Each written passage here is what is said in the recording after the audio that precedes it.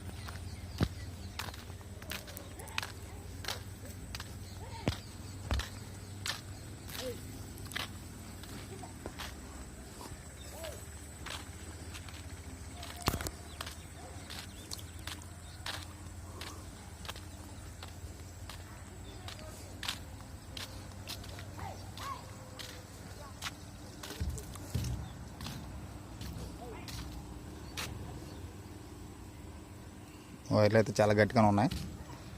View కనబడుతుంది కదా, అసలు వ్యూ అంటే ఇది మనకి నచ్చే వ్యూ.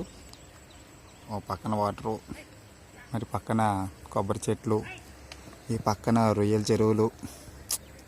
అసలైన వ్యూ అంటే ఇది. ఇప్పుడు మనం ఇలాంటి నేచర్ని ఎంజాయ్ చేయడానికి రాము, కానీ చాలా రోజుల తర్వాత ఇంకా లాంగ్ జర్నీ అనమాట. తాడిపూడి నుంచి ఇక్కడికి 38 కిలోమీటర్లు 37 కిలోమీటర్లు వచ్చింది. అక్కడ వచ్చిన వాళ్ళ వరకు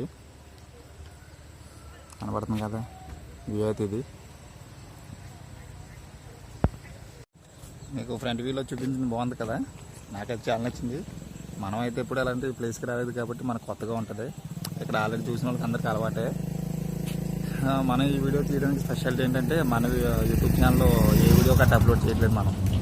అందుకని ఇంకా సర్లే, ఇంకా ఇలా లాంగ్ వచ్చాం కదా. పైగా బ్రిడ్జ్ చూడడానికి కూడా చాలా బాగుంది. పైగా ఏదైనా బండి వెళ్తున్నప్పుడు బ్రిడ్జ్ షేక్ అవుతుంది, అదైతే మంచి ఇంట్రెస్టింగ్గా ఉంది. కింద న్యాచురల్గా అన్ని చోట్ల ఉండే వాటరు, పక్కన పంట పొలాలు, పక్కన రొయ్యల చెరువులు అన్నీ కామన్ అంటే పశ్చిమ గోదావరి జిల్లాకు ఉన్న స్పెషాలిటీ ఏంటంటే ఎక్కువ చేపల చెరువులు, రొయ్యల చెరువులు. ఇవే మాకు ఎక్కువ ఆదాయాన్ని తెచ్చే.